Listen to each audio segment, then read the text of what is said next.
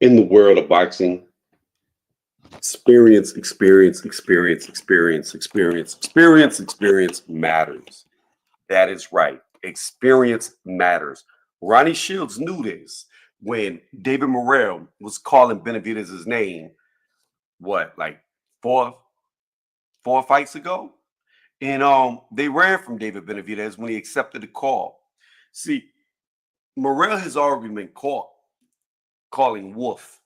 And while he may seem confident and act confident in these press conferences and these face-offs, in my opinion, the dude is terrified of David Benavidez. He's scared.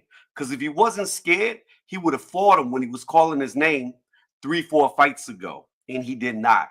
He ran from the fight, and Ronnie Shields had to go into damage control, talking about, well, I just haven't had enough fights with him. I just haven't had enough fights with him. And what do we know about boxing? Boxing is very mental. Some people could say 90, some say 80, some say 70. But the bottom line is a lot of fighting sports comes down to the mental strength of the fighter in the fight. And I don't think Morrell has it. I think when Benavidez starts to impose his will, which he will, when that wave, when that domino effect starts to pile up on top of him, he's going to fall like a lawn chair. I don't see Morrell beating Benavidez. He showed in his last fight against Hot Rod, he really is clueless out there. He's been moved well against C- level fighters. The first time he got in there with a B- level fighter in Hot Rod, who has had losses before he got in there with Morrell. Now, you could say everybody lost to Better Beef, which is true. It is true. But he also had another loss. And the thing about Hot Rod is he has shown his level. And when he got in there with Morrell, while I thought Morrell won, Morrell had no B plan, no C plan, no D plan. He had no plan. He approached the fight one way, could not adapt, and was clueless and didn't know what to do. In fact, he had his mitts, we'll say mitts, or gloves, in his pockets like an Adrian Broner a lot of times in that fight. He didn't know how to let his hands go because he didn't know what to do. Just like when Matias fought Paro. You could see the levels when a guy gets moved through easy competition and they finally fight somebody decent, because I say Hot Rod is decent. You could see the levels. He looked confused. Now, I understand that they like to make Morrell out like he's a champion. He ain't never been no fucking champion. These are all baby belts that he holds, that he's held. He's never beat a champion unless I'm just crazy. But I don't believe he's ever beat a champion. I don't think he's ever fought a champion. And for the first time, he's going to be there with a real champion, a 2-time WBC champion. Not just that, another champion who has beat champions. So the quality of opposition between the two are not the same. And I'm not even just going off the short resume that Morrell has, because we know 11 fights. Yeah, I know he lost to Marcus Brown, Hot Rod. No, I don't say it's questionable at all. I don't think it's questionable at all. I thought Hot Rod lost against Marcus Brown. But anyways, Prodigal, I'll get to the chat in 1 second. I see y'all out there. Thank y'all. Hit the thumbs up. Let's get up in the algorithm, and then I'm going to drop the link when I get off this tangent. But the bottom line is this. You judge a fighter's skills off of how they can adapt, how they think inside of that ring. And the thing about it is this. I've seen Benavidez think his way through a fight. I saw him having issues with Caleb Plant in the beginning of the fight when Caleb was being very elusive. But I saw second after second, minute after minute, round after round, Benavidez was getting closer. And he was setting them traps. And he was moving to him. And then he got to where he could impose that will that he does on everybody. And he overwhelmed Caleb. The thing about Benavidez is he has shown through fights that he can adapt. He can show an IQ, knowledge of what he's doing in the ring. It's not just I come forward, throw a jab, throw a straight, maybe a hook here, maybe something to the body, but I'm only moving in a straight line. Benavidez has shown the ability to cut off the ring, to play keep away, to use the jab, to come into the pocket. This is something that Morrell has failed to do. Morrell has had a bunch of fighters who have just ran in the pocket and met him to make him look good. For the first time against Hot Rod, he had a guy who wouldn't stand still, who wouldn't just sit in the pocket, and he didn't know what to do. And Benavidez is going to do the same thing. He's going to get in there. He's going to move around. He's going to pick him apart. He's going to use his jab. And Morrell starts to gas because he gassed in his last fight against Hot Rod. Benavidez is just going to pour it on him like he does to everybody. And it's only going to get worse as it goes on. And when you look at the two in light heavyweight, you can't even compare them. Vosnik was an ex-champion. Vosnik is a way better fighter than Hot Rod. Way better champion. So even their quality of opposition moving away from super middleweight to light heavyweight in the one fight they both had don't even compare. They don't even compare. Hot Rod is nowhere near the level of a Vosnik. Nowhere near a level. In fact, I would make this argument, and chat, y'all can call me crazy, but I would say if I was to go through Benavidez's resume and look at the people he fought, I think J'Leon Love, that's right, the dude that be hanging out with Jake Paul, J'Leon Love is better than anybody Morrell's been in the ring with. Anybody. And that is a low-hanging fruit. If J'Leon Love is better than everybody on your resume, that shows how you've been moved. And I believe J'Leon Love is better than everybody Morrell's ever faced. Better than Hot Rod. But here's what I'm going to do. We got the undefeated, undisputed YTBC debate champion in the chat. Let me hit these what's ups. Don't forget, hit the thumbs up because I always forget to say it. And what I'm going to do is I'm going to drop the link in 1 second. Prodigal, what's going on? Long time no talk to. I need y'all to get on this panel so I can eat this rice in front of my face because I'm fat. I'm a fat man, like Tyson Fury. I'm a fat man. So you know I've got to eat while we talk because it's late. Look at Iceman. All right, moving on. Almost midnight boxing talk. That's right. So, you know, if we had more women in here, maybe I need to talk like this. But I'm not, because it's a bunch of dudes. Pause. No Diddy. No baby oil. Let me see. Jaguar pause. Tony, I haven't tuned in a long time. I'm glad I'm here today listening to your thoughts on this fight. Oh, yeah. I got Benavidez by destruction. He's just going to take his little puppy to the park. He's going to walk him around that park. Let him go over there by the little fire hydrant. Let him use the bathroom. He going to pick that up. He going to let his little puppy run around. Puppy's going to get tired. And then he's just going to drag him back home. That's all that's going to happen. Yep, I saw that already. Damn, Tony Support. Orthodox. What you mean? Is that what Morrell is? Look, man, here's what I'm going to tell you, right?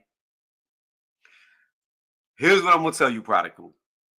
If you were to ask me, does God help a fighter in the boxing ring? I'm going to say, hell nah, if the fighter can't fight. God is not wasting his miracles on boxing matches. I'm sorry. I just don't think it's on the priority list of the real stuff that God's got to look out for.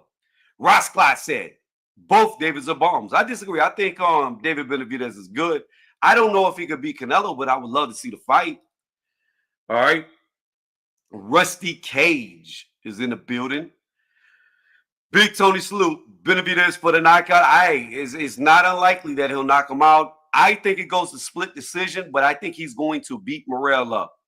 I think Morrell can probably weather the storm, but I don't think he can. Well, let me say this. I think he can survive the storm, but I don't think he can weather it. I don't personally think he'll get knocked out, but I think he's going to get battered and he's going to get embarrassed and he's not going to show his face for a good 2 months and he's going to contemplate an early retirement. All right, let me get through these. I can jump on right now. I'm about to drop it. All right, here we go. Here we go. Let's drop the link. We're going to invite. I'm going to go to eating this rice and this chicken because it tastes so good. So good. Oh, yes, it is. Here we go, the link. Here we go. Don't forget, if you've been listening, if you like the start of the video, then go ahead. Hit that thumbs up. Because the more thumbs up we get, the higher up in the algorithm we go. What I forgot to do, what I'm going to do, what I normally don't do, is we're going to throw a monetization on this video. So hopefully no weirdos jump on the panel and try to show something we don't want to see. This is right now a no Diddy zone. So hold on. I don't even know if I can. Can I do it? Can I do it? Can we turn it on? All right, we gonna turn it on. Bow. If y'all get commercials during the live and it's obsessive, let me know, and I'll cut them off because I'd rather y'all enjoy the talk than get spammed by commercials. Can't KO Morrell, he's gonna be running. Yeah, we'll see. All right, the link is in the chat. I'm waiting for y'all to jump on. Can Morrell run though? Have we ever seen him run? Have we ever seen him fight off the back foot? I think Morrell gets tired even quicker if he goes backwards. Because, you know, when you're not used to moving backwards and you're used to being an alleged knockout puncher and coming forward to be the bully, you normally get tired when you get pushed back for the first time. Normally. I'm waiting on the Ross clock because he said he could jump on right now. I think the fight card, I'm going to tell y'all the truth. We're going to pull it up. I know some of the fights that are on there. I know Fulton is going to be having a rematch with Figueroa. I think that's going to be an amazing fight. Let's pull up. I know Eastside Cruz is coming back. Hold on.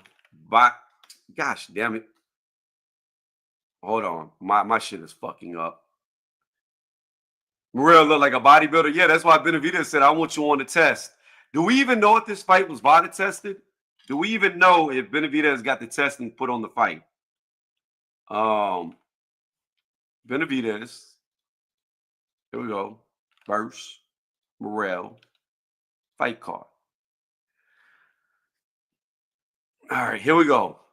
Like I was saying, we got Brandon Figueroa, Stephen Fulton. That's going to be a very good fight. We got Isaac Cruz, like I already said.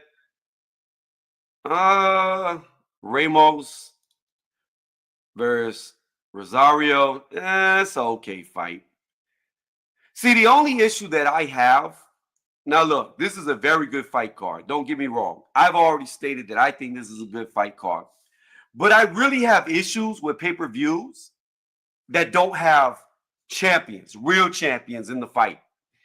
You know, it used to be that all pay-per-views were for title matches, not contenders, not guys on the come up, but guys who had legitimate straps around their waist, not baby belts, not intercontinentals, not silvers, not diamonds, or any other weird belt that's out there, not Reggie's, but actual full-fledged champions. That used to be what pay-per-views were. Now pay-per-views are turning into every damn dude who fights gets a pay-per-view. And I don't like that aspect. But I do think it's a very good card. I do think it's a very good card. No, Iceman. We're not talking about the undercard. Because at the end of the day, Figueroa is not the headline. Ramos is not the headline. So again, to me, I don't think it should be pay-per-view. Ross Clyde, did you not get the link? I was waiting on you to jump on so I could eat this food. Let me do it one more time. Let me drop this link one more again, and then we'll hopefully let Ross Clyde come on here and tell us how they both suck. Although I think David Benavidez is good. I agree with Mike Tyson. He's a monster. And you got to think, like, Benavidez has had some decent wins. Like, Vosnik was a very good win, in my opinion. Andrade was a very good win, in my opinion. Caleb Plant was a very good win. Now, his other biggest name would be like, I don't know, like what, David Lemieux? But you could argue that David Lemieux was way past it. But he also beat Anthony Durrell. I think a Durrell win's a good win. You know why? Anthony Durrell has never been a world beater. He's at least a B plus, A minus style fighter, in my opinion. He had a decent run. So Benavidez has some decent wins on his resume. I can't think of one good win that Morrell has. Not one. And this is what's about to be exposed. You're about to see, in my opinion, and I could be wrong. I've been wrong before, but I don't think I am. You're about to see When a real fighter fights a guy who's made off of matchmaking, and that's just how I see this. I don't think it's going to be competitive. I don't know where Rasclot is. He said he was going to jump on right now, and he ain't even jumped on. Shit's crazy. Hit the thumbs up. Does anybody in the chat got Morrell winning? Because I don't think anybody in my chat's got Morrell winning. And if you do have Morrell winning, how does he beat Benavidez? How does he deal with the pressure? How does he deal with the IQ? How does he deal? I don't really want to say the range because I actually think Morrell might be taller. When I looked at them do the face-off, when I saw them do the face-off, it really looked like Morrell was the taller fighter. Benavidez is supposed to be 6'2". Morrell's supposed to be 6'1", allegedly. But in my opinion, Morrell looked taller. Now, it could have been the camera angle. But to me, I think Morrell's actually the taller man. And I know he's got longer arms. So those are physical advantages he may be able to implement. Now, I will say this, and this is not an excuse, and I'm not going to make an excuse if Benavidez loses. Even at 175, Benavidez looked very drained. Did you see how emaciated his face looked? His eyes looked sunken in. He looked like he was about 40 years old on that scale. So I'm gonna assume that Benavidez is gonna walk into that ring about 200 pounds at least, because he looked very sunken in, extremely sunken in. And you can only get away with that for so long. Benavidez is a big dude as far as weight goes. I think he probably walks around a good 210, 205. Just judging off of how he looks on the scale, especially at 175, where he's cutting way less weight. What's going on, Champy? Is that Champ Ross? I don't know. Am I wrong, Champy? I can't see what the thumbnail is. But Morrell definitely looked like he made the weight easier than Benavidez. He looked ripped, and he's always in great shape. I'm curious because I know Benavidez was complaining about PED testing. Was there PED testing for this fight? Does anybody out there know? I'm looking it up now.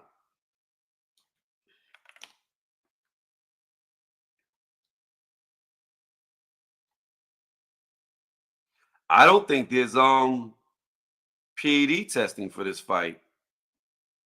Let me see. Suspicious refusing. Oh, he refused to do the drug test.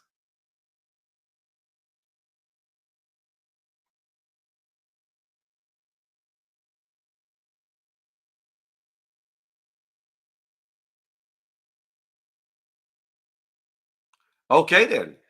Well, I did not know that. We just learned something. Hey, the lab.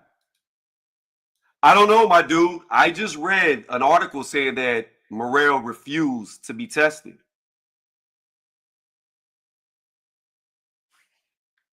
So I don't know if there's actual testing for this fight or not, because judging off of that, there's not.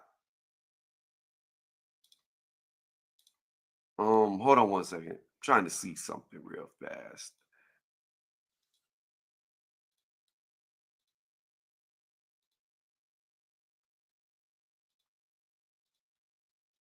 Hey, the lab.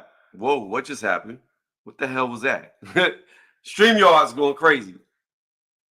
Did he have pimples on his back? Let's look it up. Here we go. We're gonna do a share screen.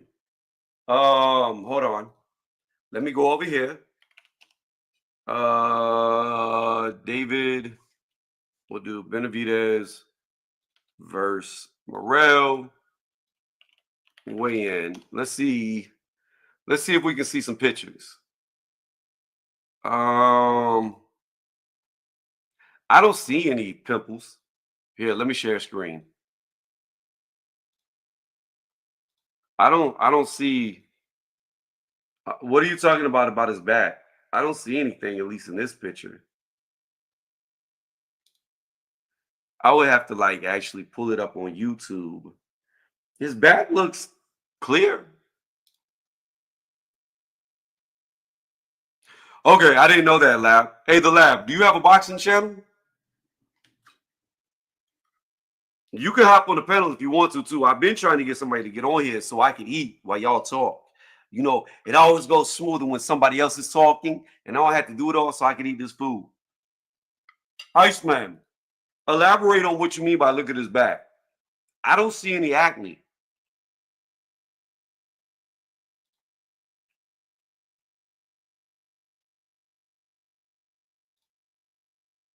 Hold on, there was a better picture. Hold on. It's hard to tell. Okay, if clear might not be on it. Yeah, I mean, from the pictures that I'm seeing, I don't see any acne. But again, you don't just because you don't have acne doesn't mean you're not on PEDs. Like, here you go. I don't see anything. It looks smooth to me.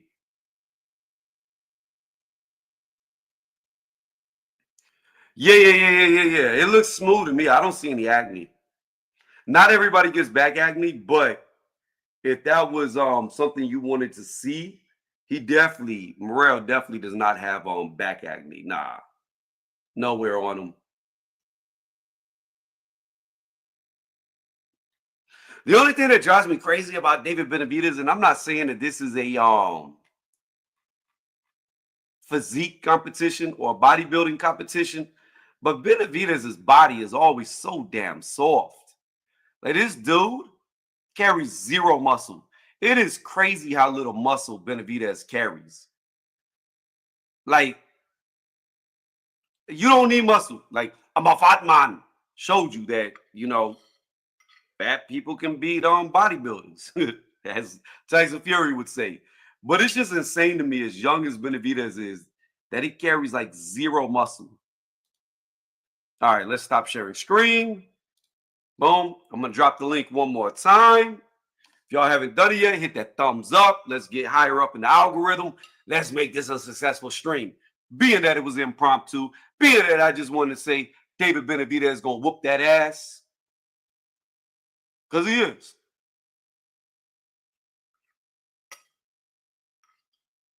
And then we'll branch off into other conversations as people come in. But again, is there anybody out there? I'm asking the chat. Do none of y'all believe Morrell has a chance?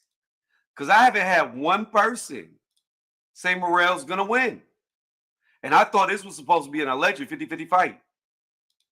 Maybe Morrell fans just aren't clicking because of the title of the video. And maybe just Benavidez fans are coming in. I don't know.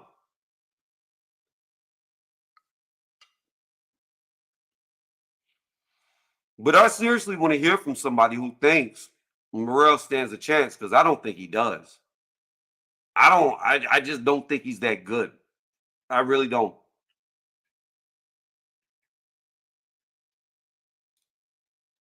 Yeah, but where was that power against Hot Rod?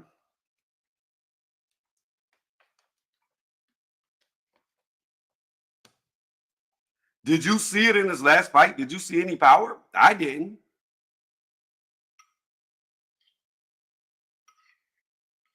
I mean, I've seen Morrell knock out guys at 168 who don't really have a good resume. I mean, I've seen him knock out C-level opponents. But see, this is my whole thing. This is where I was getting into like debates with Berlanga fans, right? Berlanga ain't got no fucking punching power. Zero. Berlanga has zero punching power. This dude can't even knock out B-level fighters. He's got to knock out C-level fighters. And my opinion is this. Your power is tested off of guys who don't get knocked out, off of guys who have proven that they have a chin. If you can't knock out a guy with a chin, then you really don't have power. If all you knock out is guys that everybody can knock out, that's not impressive. Not on an elite level. And then you have Berlanga getting in there with a guy like Canelo, who was proven to have one of the best jaws, if not the best jaw in all of boxing. And I knew he was going to do no damage to Canelo. Chin too good. Power not enough. And that's the thing with Morrell. I haven't seen Morrell hurt anyone of any consequence. Like, he had one fight, his last fight against Hot Rod, B- level fighter, and his power evaporated. Now, some people could say, oh, it's because he moved up in weight. But shit, even when you move up in weight, especially only one weight class from where you began, it shouldn't disappear like that. Not if you got real power. And we're talking about a guy in Hot Rod who had already been stopped. And we know once you get knocked out once, it's easier to get knocked out again. Let me go through these chats. All right, you agree on me, Southpaw TV? I don't think I've ever seen you in here before. Welcome. I'm glad that you're agreeing with what I say. By the way, the link is in the chat if anybody wants to hop on. Morrell has had for the first 5 to 7, but acne on his back and his face, which was really gross. But now it makes sense that he was on gear the whole time. Look, I'm not going to say somebody's on gear, Jaguar Paws, unless they've actually failed a drug test. All right. What I will say is, it's very sus when a person wants to fight having it done. It's very sus when they do not want to have drug testing. To me, that is sus. But you can't just outright say somebody's on something that they've never been popped for it. You know what I mean? You can have your suspicions, and that's cool. But I'm not going to place the blame on somebody till they're found guilty. Let me see. Southpaw TV says Morrell getting stopped or quitting in the corner. It's a possibility, Southpaw. My thing is this. Benavidez is not the hardest puncher as far as one punch goes, right? David Benavidez is very much like Usyk, and I call it death by 1,000 pillows, okay? David Benavidez hits you so many damn times that he wears you out, that he wears you down. And it's the accumulation of shots that put you away. And he could, I see y'all in the back, I'm about to put y'all on. He could very well do that to David Morrell. He could stop him, or he could make him quit in the corner by overwhelming him with pressure. It's possible. I think it goes to decision, but I think it's very one-sided. I'm going to let LT on. I know LT. LT, just please watch what you say. This isn't the tavern, so this is monetized, and I'm not trying to lose that. Benavidez by KO. I've never seen you before, so hopefully you don't do some weird troll shit because we're doing good right now. So I'm going to let you on as well. Hey, salute. Oh, that's Southpaw, bro. Yeah, it's me. What's going on, Southpaw? I ain't never seen you on here before. Yeah, I did a stream earlier. I just feel like I didn't know that Morrell had 100 and something amateur fights. That and David only had 15. That's where the experience evens out. But I feel like Morrell hasn't had the big moments at the highest level like David. David been on pay-per-view. He been on tank undercards. You know what I'm saying? So I feel like the spotlight, David will be more comfortable with that. You know. Here's how I feel about amateur fights, right? I think amateur fights are great for experience, okay? But there's a big difference in fighting depending on where you fight in the amateurs, 2-minute rounds or 3-minute rounds for 3 rounds, and your point fighting, and the pros. Also, guys with 100 plus fights, 200 plus fights, I don't really put a lot of stock into that because by the time you make it to 100 plus fights, you're in your 20s fighting dudes who are in their teens. So you're beating up on kids as a grown man. Like Lomachenko. Yeah, you're right. Yeah, I agree. Like Lomachenko. So, yes, it's impressive that you have a good amateur record, but when you look at the totality of it, you're supposed to win these fights. You're a fucking grown-ass man fighting kids. Yeah. So I feel like it'll be early, interesting early, but I just feel like eventually, like maybe 9th, 10th, I can't predict like a psychic, but I just feel like David Benavidez pressure, just the non-stop, continuous, never stopping pressure. Morrell will eventually melt. He'll run out of ideas. I know he has southpaw. He counter punches. He got some power. Good right hook for a southpaw. But I just feel like, man, the Benavidez, never stops coming at you. I just feel like I'm gonna go with Benavidez in this one. Yeah, I'm going with Benavidez as well to answer this question. And correct me if I'm wrong, guys. Isn't Ronnie Shields Triple D's Daniel Dubois trainer as well? I'm not sure. I'm not really sure about that. I thought he went to Ronnie Shields for the Hergovich fight. Has been with him since. I'm pretty sure Ronnie Shields is the coach of Daniel Dubois. So I think Ronnie Shields is a decent coach. I think he has a good mind, but my thing is this. You have to understand something. The minute Morrell went pro, he started calling out David Benavidez from day one. Before he even had a fight, he wanted to fight Benavidez. Benavidez answered the fucking call, and Morrell turned down the fight. And Ronnie Shields had to go into damage control, saying, "Oh, I haven't had enough fights with him. I haven't been able to train him long enough. That's why we're not taking a fight. Let us get another 3-4 fights, and we'll fight him." Cool, they're fighting him now. But if you were scared back then, I think there's a hesitation. And when a fighter has a fight presented to them that they were calling for, and they don't accept it, in the back of my mind, I'm thinking in the back of their mind, they have some type of fear of that fighter for not accepting the fight the first time. Yeah. Your first response is your honest response. And if he ducked it the first time, that was his initial reaction. I don't want none of no parts of David. You're right. Yo, Tony, let me say this, brother. Go ahead. Look, man, this is fucking hilarious, bro. So Trump had a fucking No. Come on, We're bro, not real doing quick, bro. political Let me talk. just get it out my chest. No, bro. not on here. We're not doing political talk. Oh man, it's just Trump, dude. About the plane, No. LC, we're not doing political talk. Fuck it, bro. You do that on panels that are about that. This is strictly boxing. At the end of this, I might let you say some of your conspiracy theories because they're cool to look into. But anything for current news, we leave that alone. Fucking hilarious. All right, well, yeah, man, I got Benavidez, bro. But who the fuck knows, man? Morrell might have his number. Definitely an interesting fight. Stylistically, Morrell has the advantage. Stylistically, but I don't think he's polished. I don't think he's there yet. What is Morrell's style stylistically? He's a counter puncher, bro. Like, so you know what I mean? A counter puncher, stylistically. I mean, to me, from what I have seen from Morrell, right, and I really believe Hot Rod exposed him. He needs a guy to come in a straight line towards him and stand in the pocket. If anybody moves, circles him, gets out of the pocket, he doesn't know what to do. Like, he literally just moves in a straight fucking line. Cool. That's all he can do. Morrell. He has no angles. He doesn't attack from, and even his punch selection is very rinse and repeat. Like, you can get into a pattern to where you see what he does. I don't. When I compare the two fighters, I don't see the IQ of Morrell being on the level of a Benavidez. And yeah, he's still a pup. Bro. Definitely. All right, hold on 1 second.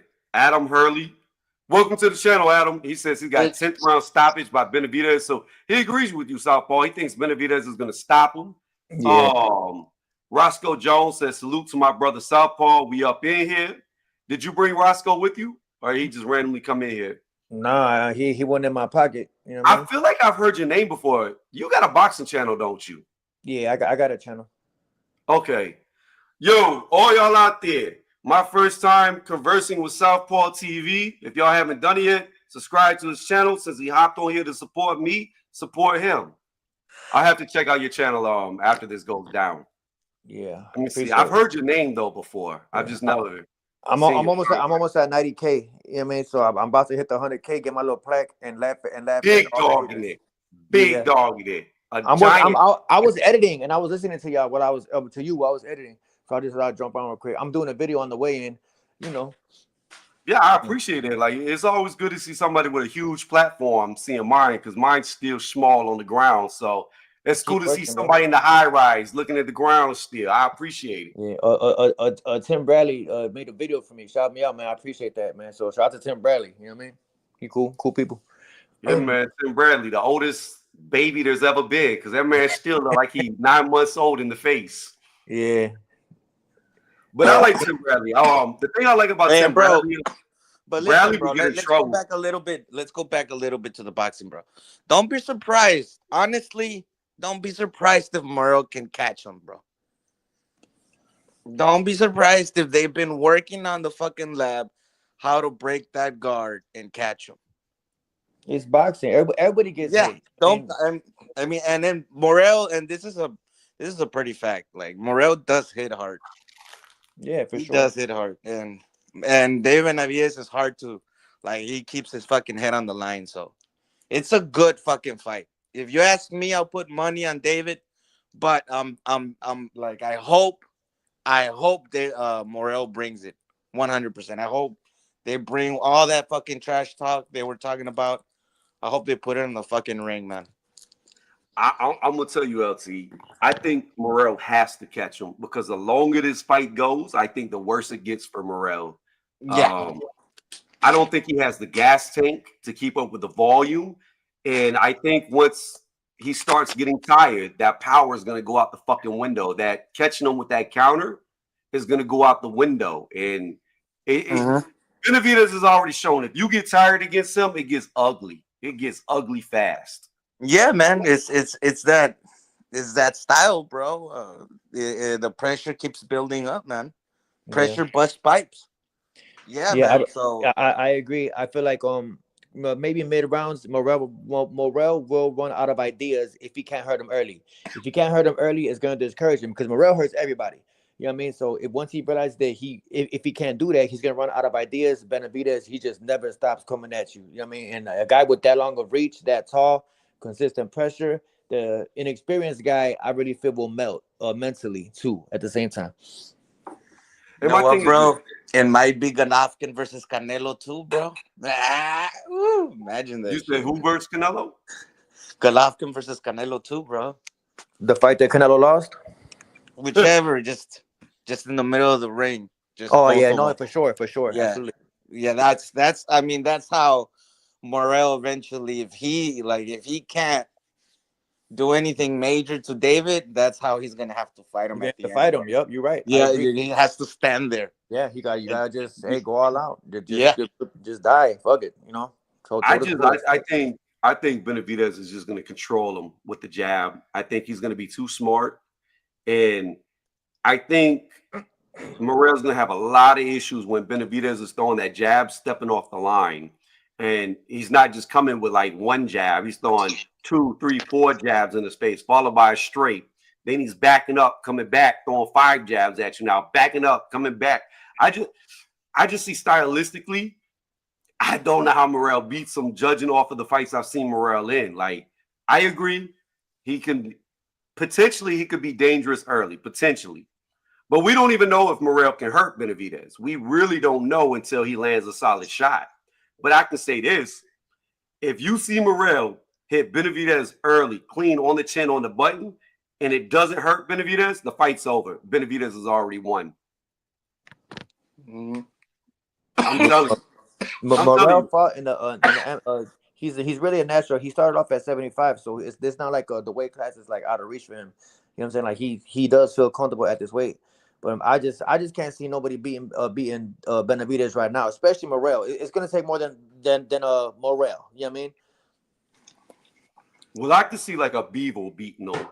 I could see potentially a better Beef beating him just because of how the styles match up. But outside of Beevil or better Beef, I don't see anybody at 175 that could beat him, to be honest with you. Yeah, for sure. I mean, and even with Beevil, I don't know how Beevil does against Benavidez. I mean, Oh, come on, bro.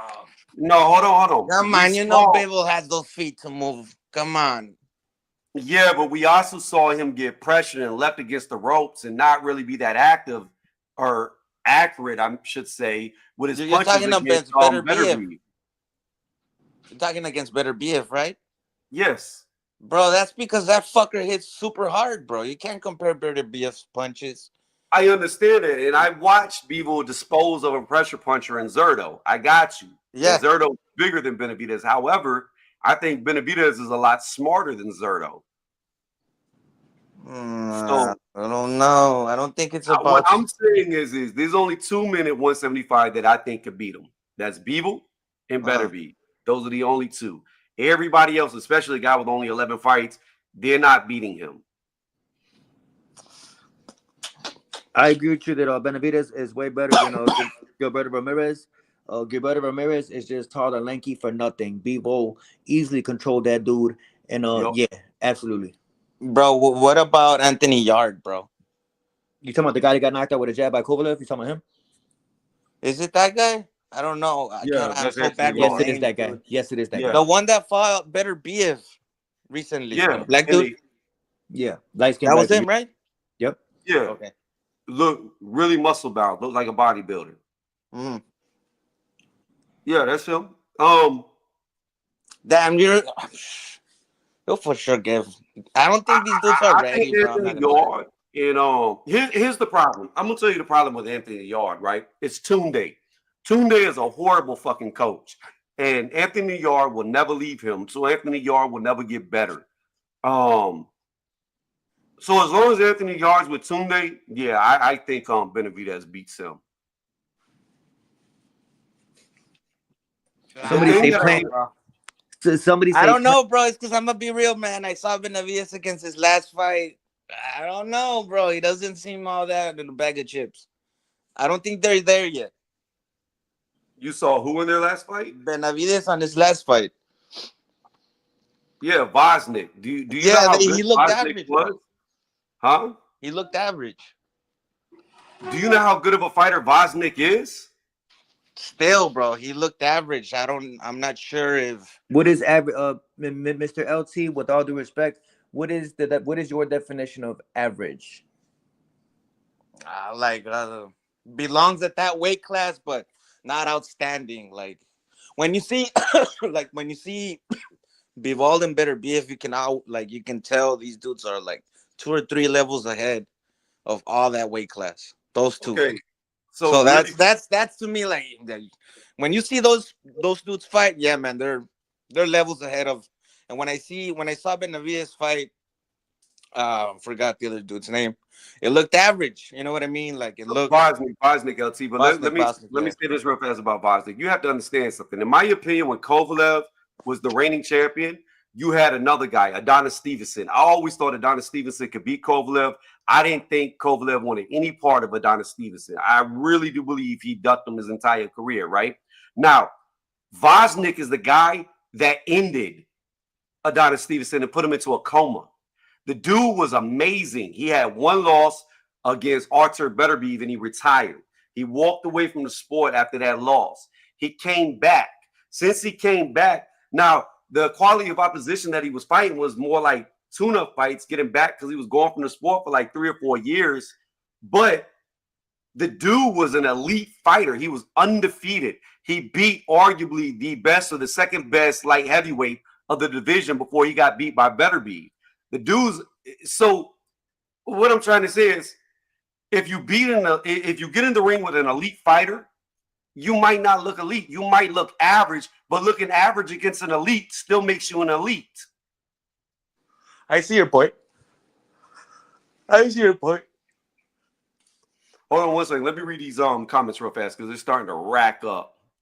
Don't forget, guys, hit the thumbs up and give Southpaw TV a sub because he's almost to 100K. Let's try to help him get there. And he came over here to show me support, and I do appreciate it. All right, so you getting a shout out, Southpaw. Somebody's telling you what's up. Roscoe Jones. Morrell didn't earn the right to fight Benavidez. Make a Fraser Clark sandwich out of him. Damn. In my opinion, Morrell would stand a better chance if he wasn't underestimating Benavidez so much. Like Andrade, yeah, that was a clinic that he put on. And people forget about that.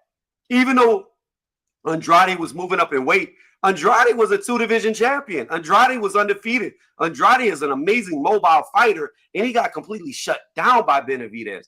That's what I'm saying. Like the quality of opposition that Benavidez has been in the ring with, it's just night and day compared to what Morrell has faced. Morrell is untested. Benavidez has been tested, and he's came out clean. So let me see. Like Andrade, I think Morrell will get embarrassed in the 4th/5th, and I think he'll get stopped in the 9th. Another person who agrees with you, Southpaw, think the stoppage.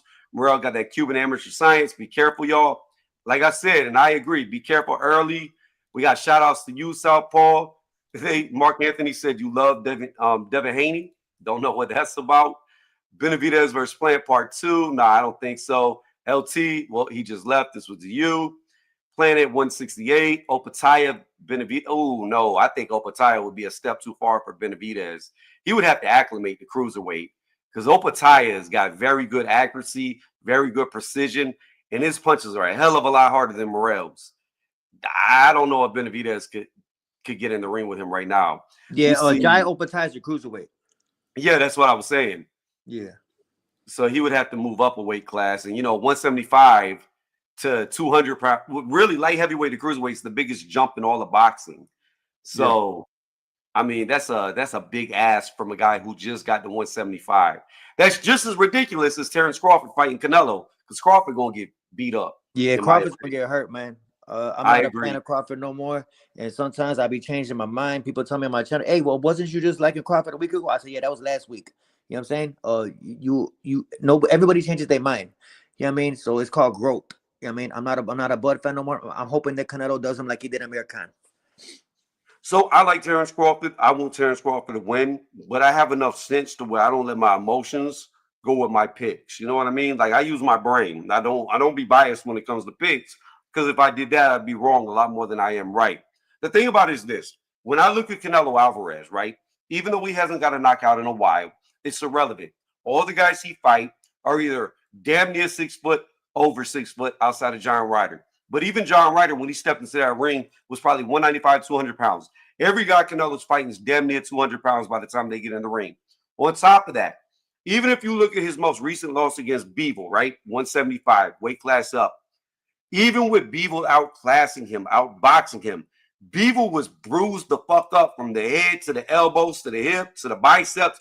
There was bruises all over Beevil, and he controlled that fight. What's going to happen, because Bud ain't used to a fighter like Canelo.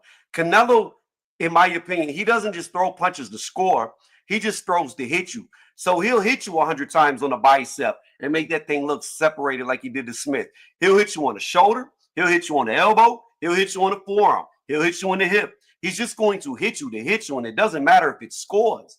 And I just think the size and the strength of Canelo is just going to be too much for Crawford. He's just too small. On top of that, we just saw Crawford at 154, and he had no power against a guy with 11 fights.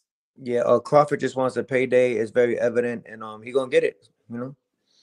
I agree. Let me finish these up. Benavidez is way too fast for Anthony Yard. Yeah, I think he'll beat Alonzo, who's a racist piece of whatever. Who are you talking to? Nobody here said anything racist. Yeah, I believe so. Maybe worse for Plant. I mean, I don't really want to see Benavidez Plant too. I think Benavidez showed that he's the better fighter, and I don't think it goes any different in a rematch. Tunde is a bad trainer. He is arrogant and wrong. I agree with you, King Vulture. That's what I was saying. Anthony Yard's never going to be a champion as long as he's with Tunde, and he's getting older. He's already in his early to mid 30s, so he's running out of time. Don't want to read that. Let me see. It's like, in fact, we're not doing no fucking racist ass comments. All right, let's get rid of that. It's like real Mandarin and Barcelona versus rest of the league. I agree with LT here. What's happening with Benavidez? Benavidez is going to win. That's what's happening. Jai Opataya, too big, too strong for Benavidez. I agree. I think that's too much of an ask for Benavidez. Let Benavidez fight Beevil. Let him fight better Beeve. And if he does good there and he can defend his title and be successful at 175, then we'll talk about him fighting the Jai Opataya. But at the moment, he's just not ready for that fight. That to me is a ridiculous fight. There's just too much of a discrepancy in weight. Well, this guy says how many elite prime fighters Canelo beat. I like to say that Triple G was his biggest robbery. I think Triple G won the first 2 fights, and I don't care what a guy in the comment section who never put on a pair of gloves a day in his life says. Canelo won the 3rd fight by the time Triple G was 42. I really, in my heart, heart of hearts, I believe the Triple G won the first two fights, and I don't care what a guy who never even boxed has to say. A guy that if I held up the pads and said, "Show me a 1, 2, 3, 2," he wouldn't know what I'm talking about. So if you never boxed, got a license, made weight, cut weight, and stepped into the ring, I cannot value your opinion, guy in comment section. I'm not saying that he's saying that. I'm just saying like Canelo No, I lost got you. the first two fights. So here's the thing. I will agree with you. I thought Triple G beat Canelo in the first fight. However, in the second fight, I thought it was a draw. I gave it 6-6 to both fighters. But I have always said, and I will remain saying it, that if you put a gun to my head and said who had to win this rematch, I would have given it to Canelo. But I had it a draw.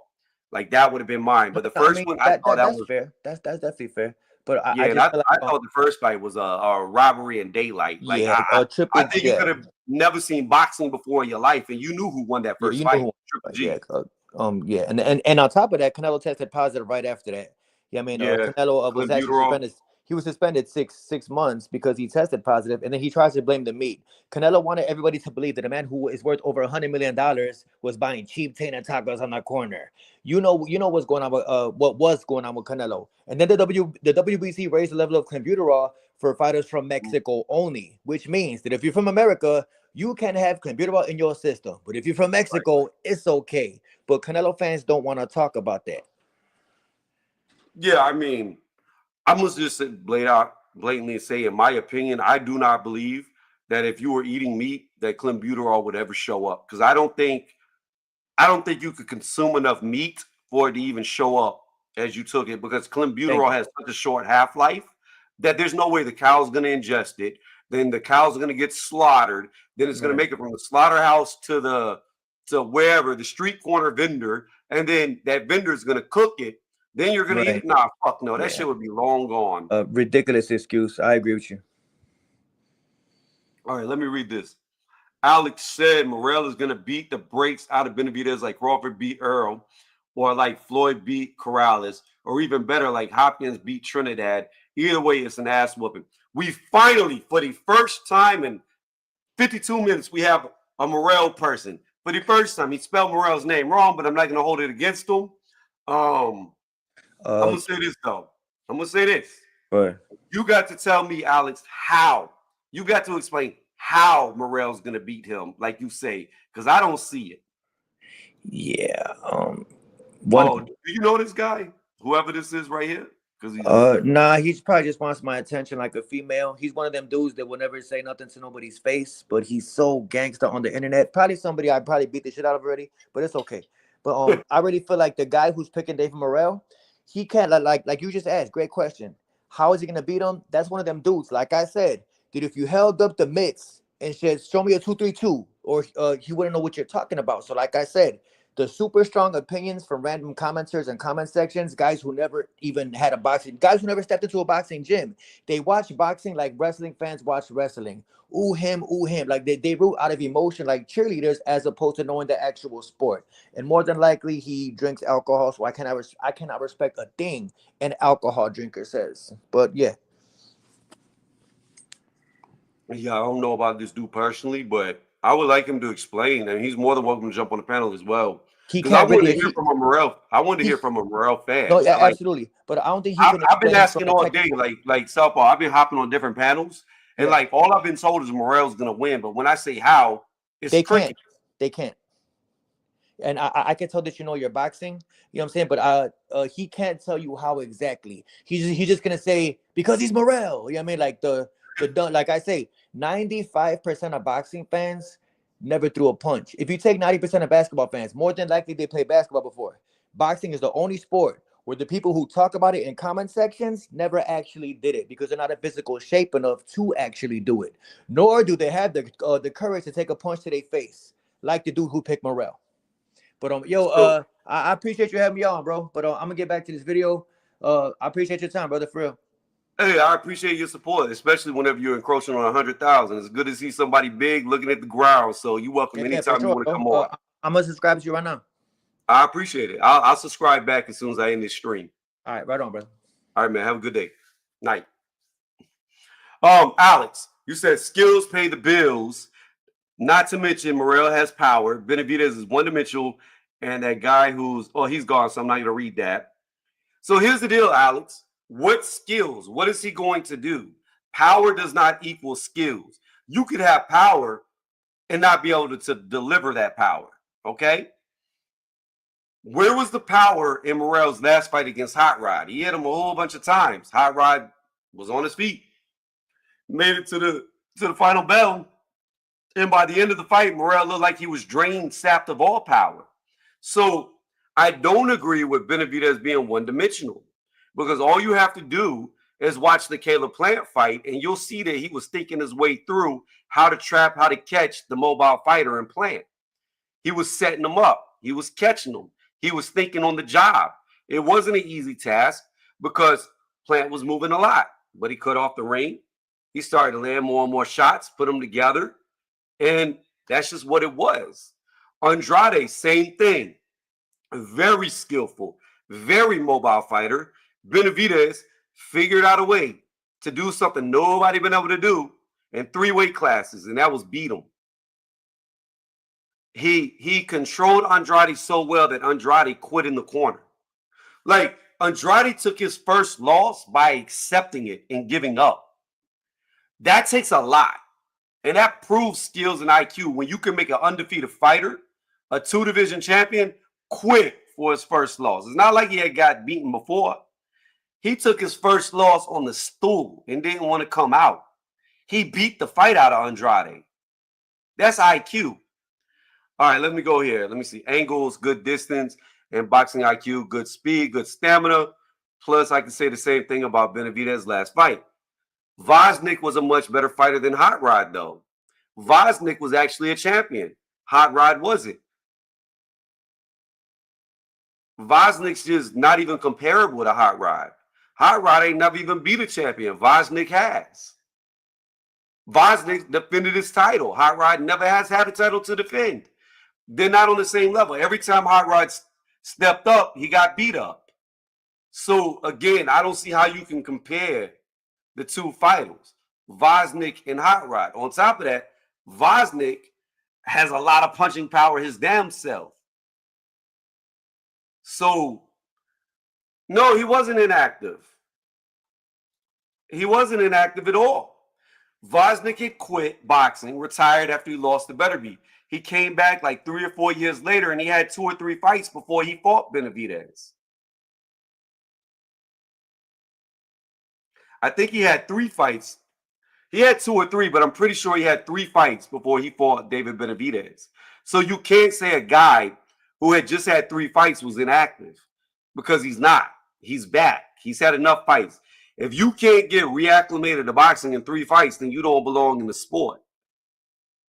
It only takes 1 or 2 fights to get you back. And he had 3. Benavidez was his 4th fight after he walked away from the sport. Let me see. Wasn't that Andrade's 2nd fight at 168 and he had terrible camp because his mother passed? Yes, I believe it was his 2nd fight at 168 because he had fought who the hell did he fought? Was it Nichols, Damon Nichols? I have to look it up. Hold on. I think it was Damon Nichols if I can remember correctly, but let me look up Andrade. All right. Hold on. I'm pretty sure it was Damon. My keyboard's not working. All right. Let's see. Let's see if my memory is right. Yep, Damon Nichols. I was right. Nicholson. Sorry. But yeah, he had fought Damon Nicholson at 168. Then he fought Benavidez. He gave Arthur a hell of a fight. And exactly. Vosnik is a very good fighter, Rusty Cage. That's what people don't understand. Hot Rod got completely annihilated by Beterbiev. It wasn't even close.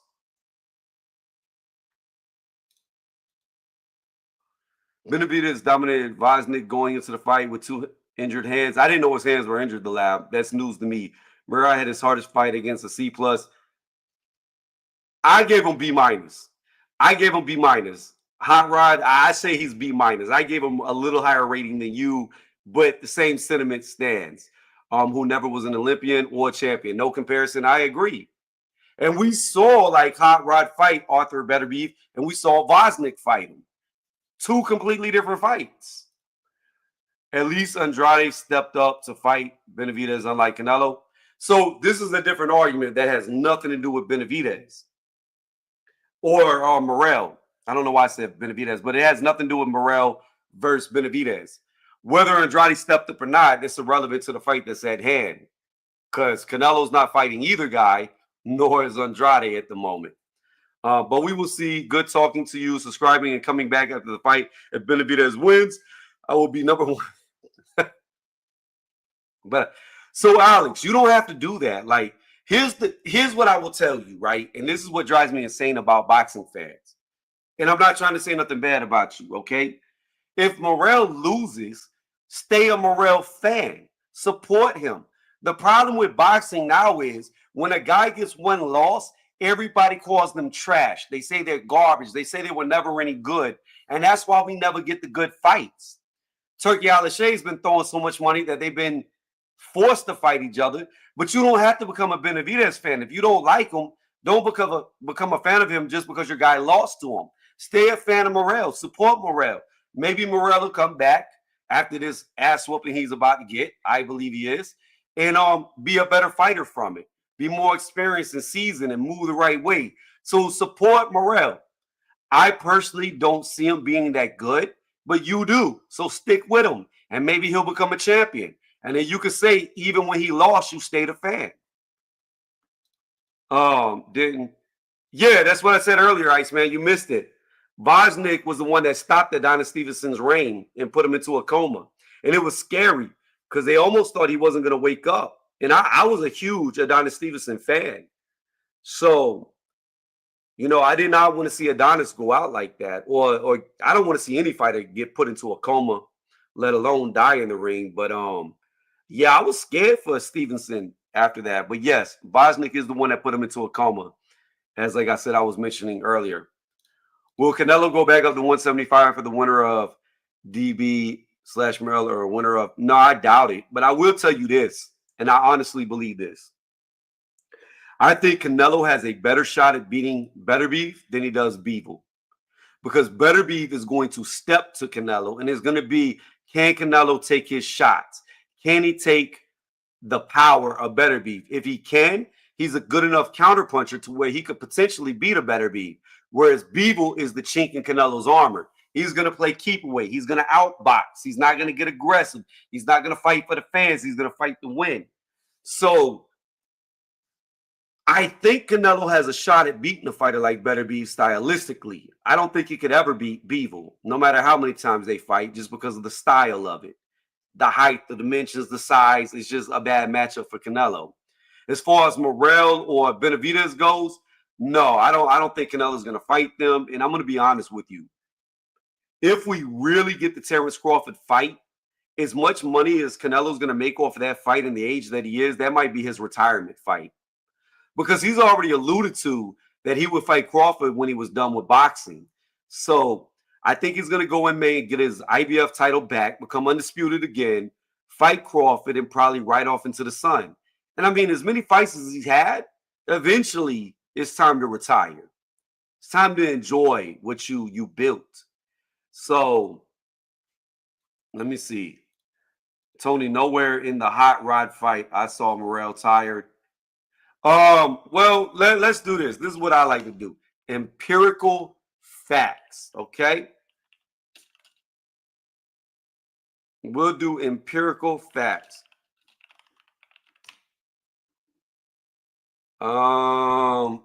Here we go.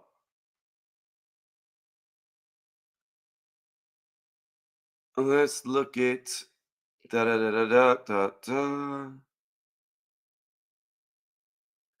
All right. As far as hard shots go, Morrell's output went down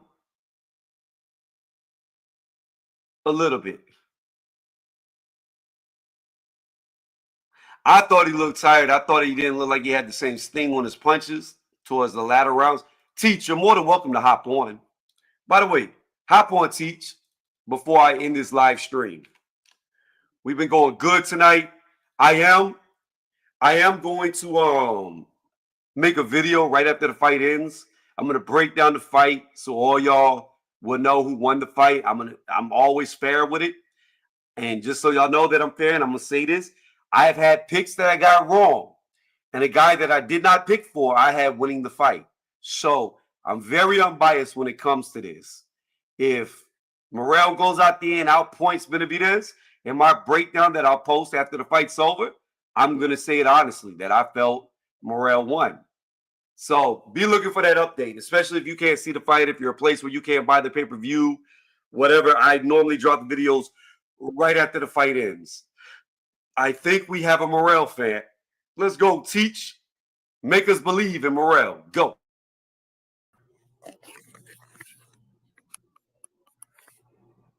What's going on, Tony? Can you hear me? Yeah, I can hear you.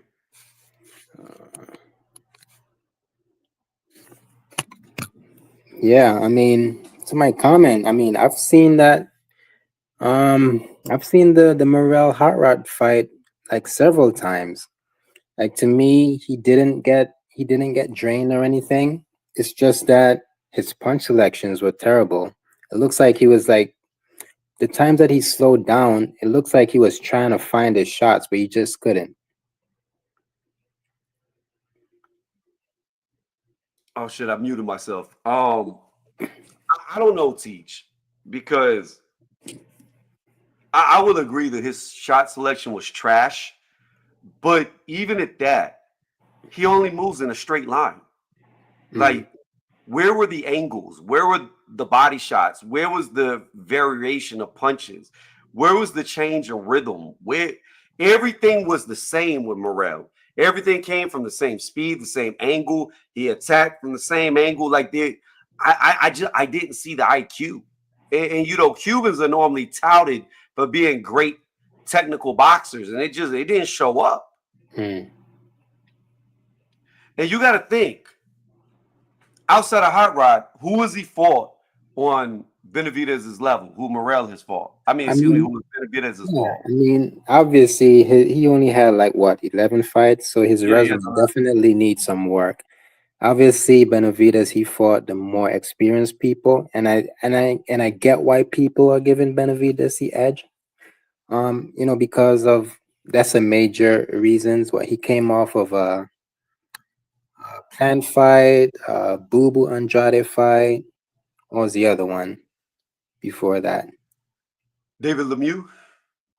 Okay, well, I'll skip that one. And the Vosdick fight, those three Yeah, he fights, good fought fights. Bosnick, Caleb Plant. Yeah, Yeah, Boo Boo. yeah, he Yes, beat Andrade. He beat David Lemieux. He beat Anthony Durrell. He beat Jay Leon Love. Benavidez is on a roll right now, so I mean, we got to give him that for the experience. As for Morrell, you can't deny that he has skills. He has the athleticism.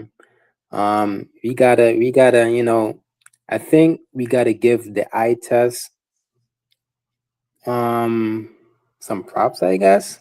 We gotta look at the eye test for Morrell, definitely. Dude has skills. And going into this fight, I mean, I have it as a 50-50, to be honest. I don't know what you have it as, but I have it as a 50-50. I have it as a a 95-5 or a 90, 98-2. oh my God, really? I, 95-5. I don't think Morrell has any shot. Tell me what you see from Benavidez that you like over Morrell. So I went through all this earlier, and I'll do it Mhm. again. I'm gonna try to summarize, so I'm not just repeating what I said an hour ago. But Mhm. the thing about it is this: I have seen David Morrell, excuse me, I have seen David Benavidez have to think in the ring. Okay, when I saw Morrell the first time he had to think against Hot Rod, he did zero thinking. He could not adapt. There was no B, no C, no D. However, when I've seen Benavidez in the ring, we can look at the Caleb Plant fight. He started to adjust everything that he was doing to counteract the movement Mhm. of Caleb Plant. It's just like whenever he got in there against Andrade. Andrade, especially, is a very elusive fighter. He's very hard to pin down, very hard to hit. And Benavidez figured him out very quickly to making him quit in the corner. And I Mhm. understand that Benavidez is bigger. Andrade moved up, but he was still a two-division champion. So Andrade is highly IQ'd, highly skilled, and just like Plant is a skillful boxer, a true boxer, and he thinks his way through fights. Even whenever we've seen him hurt, he doesn't get hurt again because he realizes what he did wrong and he adapts and he Mhm. changes his attack. He changes the way he moves. He changes the traps that he sets up. And that's my thing. I have seen Benavidez think his way through a fight. I have Right. yet to see Morrell do any type of thought in a fight. And the one time where he had to use his boxing IQ, it was non-existent. Every other fight that Morrell's been in has been match made to make him look good. He's literally only fought guys who come in a straight line, like he goes in a straight line and meets them in the middle. Mhm. So I don't see. It's just like I've always said, and I was telling everybody who would listen. Matias, he is garbage, hot garbage. And I was telling everybody that Paru was gonna beat him easily. It wasn't even gonna be competitive. He was like, "There's no way Paru was gonna beat him. No way, no way." But Matias is no, he wasn't. Matias looked just as confused as Morrell did whenever Morrell fought Hot Rod. Whenever Matias fought Paro, like these dudes, they're being match made to look good. That's why I don't care about the eye test, because anybody can look like an NBA player against Mhm. elementary school kids. Anybody can look like they belong in the NFL against elementary school kids. Anybody Mhm. can look like Mike Tyson if they're fighting 5-year-olds. Quality of opposition matters. And when you're beating guys that everybody can beat, I don't really take much off the eye test. But when I see you get in there with a B- level fighter and you don't know what to do, well, now the eye test is starting to show me you're not as good as you're made out to be. I see. I see. I mean, you make a very legitimate point for sure. Um, so I mean, there's really no refuting that experience, right? But I mean, the only thing that I could do is pretty much, go off of their strength and their weaknesses, right? And Right. I definitely like a lot that I see from Benavidez. From the pressure work, he keeps coming forward. I don't think he ever takes a step back. If he does, maybe it's just by a little bit of pressure, but you rarely see him go back. Definitely love his combination punches. That's how he gets his knockout. Accumulative shots, right? And he delivers them in the body, the head. So he's good at that. Yeah, the punch variation. We definitely know that Benavidez is durable, right? Dude is durable. The dude could go 12 rounds. He has a gas tank. I don't know where he gets it from, but he has a good gas tank. Um, and I mean, I do love Benavidez. I do love aspects of Benavidez' footwork, right? I think Benavidez' footwork could improve off the offense, right? Because a lot of the times I just see him square up and throw shots. I think he needs to fix that. But he's been actually improving his footwork, from the last fight I saw, from Caleb Plant's fight as well. He's been pivoting using angles. You could see that in the Vazik fight that he was using angles. So Yeah. he is improving slightly there. The thing that I love about Benavidez' footwork is that he stalks you and like he's always there, right? No one ever gets away from Benavidez. So he cuts the ring off perfectly. That's what I love about his footwork. Um, I do think that his defense could improve, and that's where Morrell could find some success. If he gets countered, going from offense to defense, right? I think that's a weakness right there. Um, with Morrell, I mean, Morrell again, strong puncher. We know that I think he has one shot KO power, right? A little bit stronger than Benavidez. So I give Morrell the plus in the power department. He's a good sharp counter puncher. Dude could box. He has, good foot movement, Cuban style. We know that he has a good, head movement. I think he showed that even though he had a bad performance in the last fight, he showed like his head movement in that fight. Dude is the dude is athletic. I mean, he has good reflexes and all that, right? So again, like the keys to victory for Benavides for me would be to pressure Morrell, get him in the later rounds to see what Morrell's stamina is like.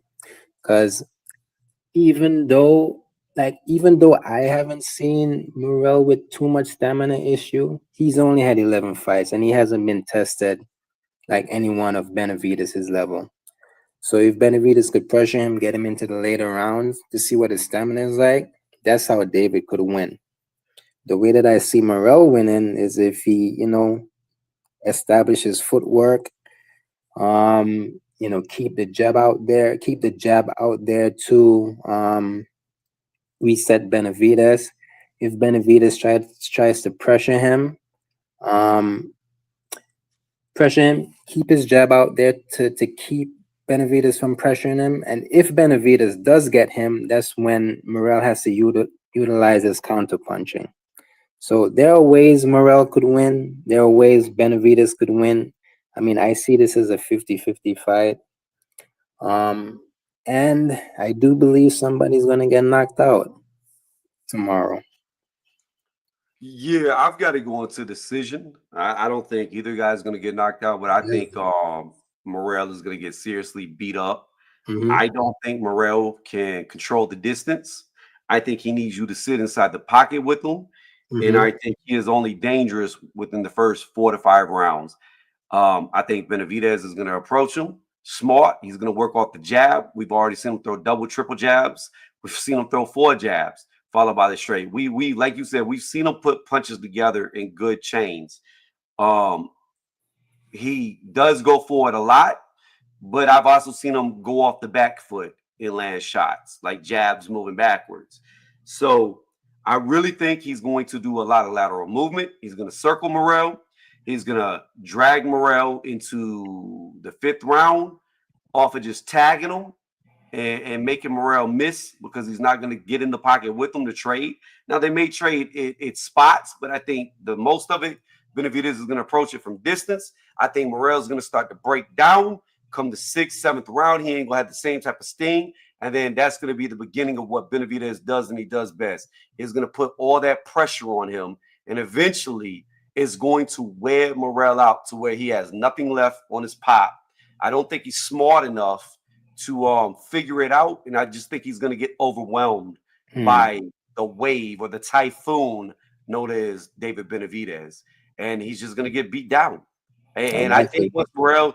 once Morrell loses his energy, that power that people think he has is going to evaporate, and then Benavidez ain't going to be scared to step in at all.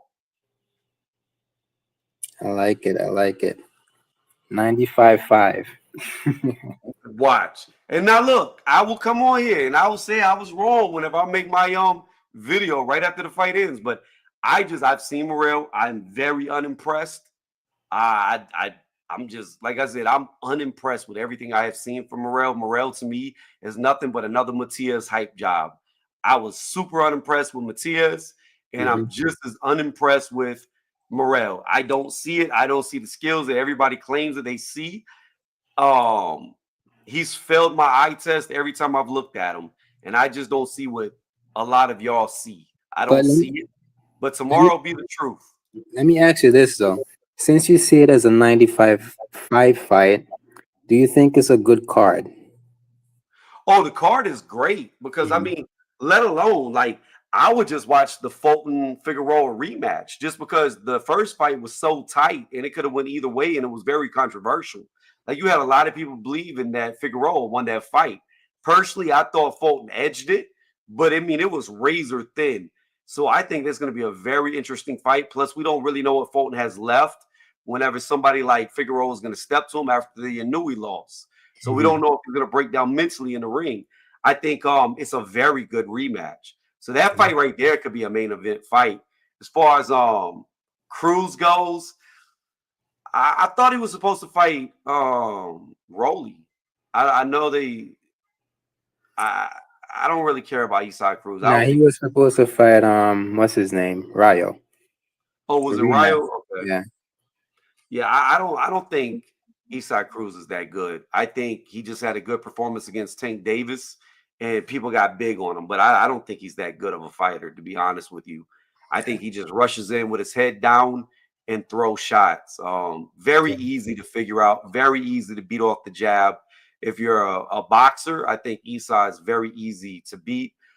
But then you have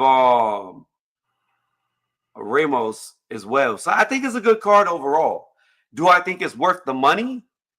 Probably not, because I think pay-per-view should always be headlined by titleists. And Benavidez is not a champion, nor is Morrell.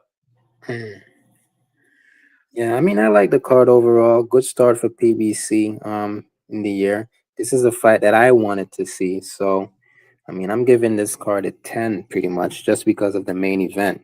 The undercard is nice too.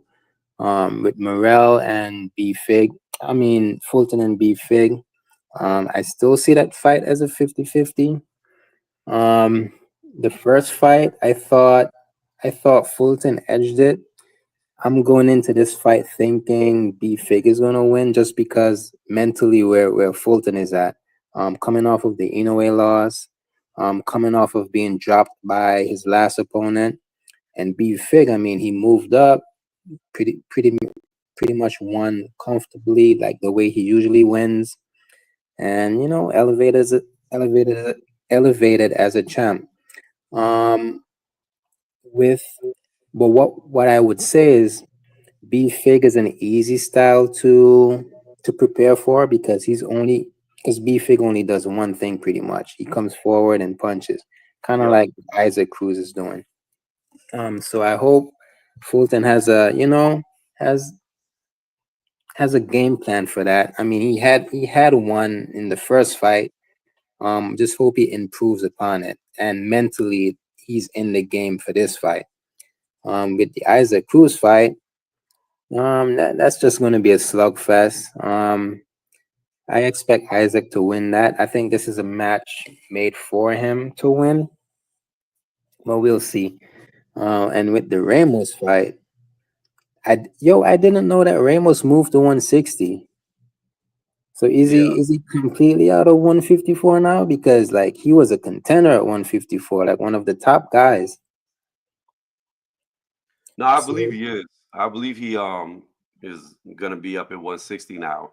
all right, but that fight, you gotta expect Ramos to win, man. Like the odds are for him. Um, Jason Rosario, the last fight I saw of him, he was on Pro Box with Hurd, and that Yeah. fight was just boring to me. I think that was a draw. Like both guys weren't really doing anything. So I mean, Jerry Hurd ain't been the same since he lost to yeah, J Rock. yeah, man. So Ramos, I mean, he's gonna be the big favorite in that fight. I don't see Jason winning that. Yeah, I agree with you. Ramos is definitely the favorite in that fight. But I mean, here's the thing. I'm gonna be honest with you. I don't like Brandon Figueroa. There's something about his face. I just want to punch him. And it's Pretty for no boy. other reason than that. I just don't like the way he looks. And I would love to punch him in the face. Like if I could, I would punch him in the face. And I don't know why. He's got that type of face that just makes me want to punch it. And I You, really have no explanation for it. you hate Um, it on the pretty boy? it's not even. I don't even think he's a pretty boy. I just want to punch him. Now his sister, he got a baddie sister, but outside of that, I hope Fulton wins. The reason why I want Fulton to win again is because if Fulton wins, Anui will move up in weight, and Fulton will get the rematch that he's been wanting. Hey, but I want to see Figueroa versus Inoue because that fight you never really see anybody pressure Inoue, Yeah, step and to that's him. what D Fig is gonna do. So Yeah, but the that's a thing fight about it I is, was is looking it's for. not guaranteed that Anui's going to move up again. And I think the way that he gets enticed to move up is if somebody he's already beat wins the title. But listen to this. I heard B Fig in an interview saying he wants to fight Inoue as well. So he's gonna be waiting for Inoue to move up. And I think Fulton is probably thinking the same thing too if he wins this title. Uh, But we have Shushu. I don't know if Shushu is gonna make a move on one Bruce of those guys. Harrison. Who you got in the Shakur fight? Kid Austin. Oh, Shakur. 95-5. See, and I disagree here. I think Kid Austin is gonna put them paws on him. I think Shakur will probably more than likely beat him, but I would not be surprised if Kid Austin wins. And I say that with full confidence. I would not be surprised. It'd be dumb money to put it on Kid Austin because we've never seen him on that type of level. But I think he is going, even if he loses, I think he's going to hit Shakur more than he's ever been hit before in his entire career. I think Kid Austin's going to be game, and I think he's going to be on Shakur from the first round to the last round. I think so. I'm not mad at Kid Austin for getting this fight because he pretty much begged for it, and he is a contender, right, in the WBA. So that's that. The experience is just night and day to me. I just You can't use that, Teach. You can't use that because you can't say the experience is night and day and then still think Morrell can beat Benavidez. But that's different though. Like I don't think the experience. When I see these guys fight, David and Morrell, as night and day. It's pretty much close to me. How? Morrell has never even fought a champion. He's never even beat an ex-champion. Benavidez has legit beat ex-champions and champions. I mean, for me, right? I take a lot of stock into my eye test. So I guess it's what I like, and what I see from these guys. So, I mean, from my eye test, I feel like I'm just saying, you can't use the experience against Kid Austin, but then say experience doesn't matter to support Morrell. That's all I'm saying. You got to keep it the same because Morrell lacks experience, and so does Kid Austin. They both lack experience when compared to who they're fighting. Yeah, okay. I mean, I get what you're saying. To that, you're right about the experience. I may have contradicted myself there, but the eye test for Floyd, man, I mean, it's just not comparable to Shakur. I'm telling you, when I watch Shakur fight, Shakur has fought older fighters, and it's kind of like the Devin Haney thing. Whenever he got in there with Ryan Garcia, Shakur has fought midgets and older fighters. For the first time in a long time, he's going to be in there with somebody his same age, his same size, and most importantly, his same speed. Now, we're going to see how he handles fighting somebody who has very similar attributes as him. Experience, not there. Skills, maybe not as good. But when we're talking about hand speed, foot speed, movement speed, Kid Austin going to be able to keep up with him. He's going to be right there on him. And we're going to see what happens. I think Kid Austin going to put them paws on him. I think Shakur's reflexes are good enough to keep up with whatever he wants to do, right? Burst speed. If he tries to jump in, I think Shakur is going to be prepared for that. I do think that in terms of burst speed, I don't think that much of Kid Austin. I mean, he has some, but I don't think it's at like a Santos level. Because Santos, he's very fast. He could get in there quick. And with his feints, you never know when he's going to try to jump in or not. Man, don't even use Kid Austin, he doesn't really feint like, Santos didn't even do shit against Shakur. Like, Santos talked all that fucking shit about Shakur, but he wasn't rushing into the fight either. There were just times where they were just standing there looking at each other. If you look at the time Santos actually jumped in, I mean, you can see how fast Santos was. Yeah, like but Shakur would have to actually jump back, right? Shakur Santos wasn't even attacking that much, Teach. My point is, Shakur and Santos, they did nothing but just look at each other for most of the fight. Like, to me, it's going to be nothing like Santos. Kid Austin is going to be there and he's going to let his hands go. He's not going to just stand still and admire Shakur moving around in front of him like Santos did. But Shakur is usually there in the pocket, man. Like, how often do you see Shakur move around in the ring? He moves. He moved against Santos. Yeah, he moved against Santos. Santos was very fast. He moved against Valdez too. But a lot of times you see him in the center of the ring fighting these guys. So he has tools in his tool bag other than moving and jabbing. He has more tools than that. He could stay in the middle of the ring, slip shots, make you pay. That's what Shakur does. I'm just telling you, do not be surprised if the underdog wins this fight. That's all I'm saying. I'm picking Shakur. I'm edging him, but I think Shakur is going to get hit more times than he's ever been hit before. And my thing is this: I like my precision of being right. Right when I make these picks, I get a hell of a lot more right than I get wrong. And the only ones that I get wrong are underdog picks. And 90% of my underdog picks that nobody picks are right. Whereas 100% of everybody else's underdog picks are always wrong because they're always picking the favorite. But I pick underdogs several times, and several times I'm right with my underdog picks. And I'm telling you, I am not going to be surprised if Kid Austin beats him.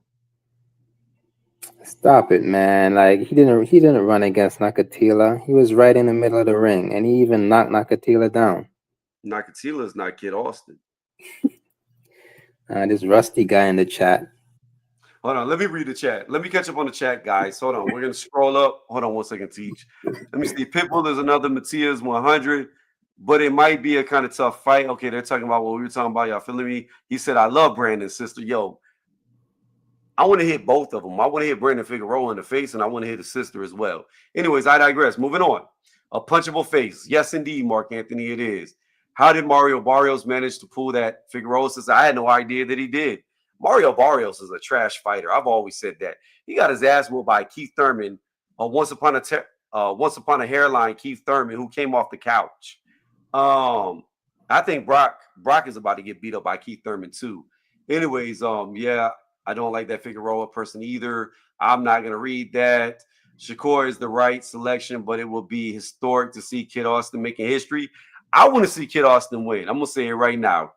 I done boosted myself up. I want to see Kid Austin do the unthinkable. Not gonna go down with that. I happen to know that it. Okay, still telling the same thing. Rusty K said, "Got him, Tony." Laughing. Vaughn said, "Salute to the chat and me." I said, y'all hit the thumbs up. Morrell has been awarded in his amateur career with big awards. I understand it is not the same, but he does have around 150 fights. So I talked about this earlier, Alex. What I was saying is, to me, a guy with 100 plus amateur fights is not impressive. Because what that means is that dude stayed in the amateurs until his early to mid 20s, which means that he was a grown man beating up on teenagers. I don't really care about a guy with 100 plus fights in the amateurs. Now, if you got like 50, 60, and you pretty much won them all or you're undefeated, that's impressive to me. But once you get into the hundreds of fights in the amateurs, it's dumb. You're supposed to win because you're beating up on kids as a grown man. Rusty Cage said this guy is capping, ran against Nakatila also. Tichi saying you capping. Well, this time I got the underdog too. I got Morrell. Is Morrell the underdog? I don't know. I haven't looked at the betting odds. That's Nakatila, Rusty Cage. As soon as I felt the power, he was running. Let me see. Let's see Benavidez versus Morrell, and let's look at the betting odds to actually see who the favorite is. Yeah, and for everybody in the chat, it is Benavidez. Yeah, for everybody in the chat, just know that Shakur is my favorite fighter, so I'm confident to say that. I mean, Shakur's a good fighter. Don't get me wrong. I just think Kid Austin gonna put them paws on him. We'll see, man. Like, I don't think none of these guys beat Shakur. Shakur is that good. I don't know, dude. If we're talking about 135, maybe. But I don't know though, because you got Andy Cruz there. Andy Cruz might I be able to like beat I Shakur. like Andy Cruz.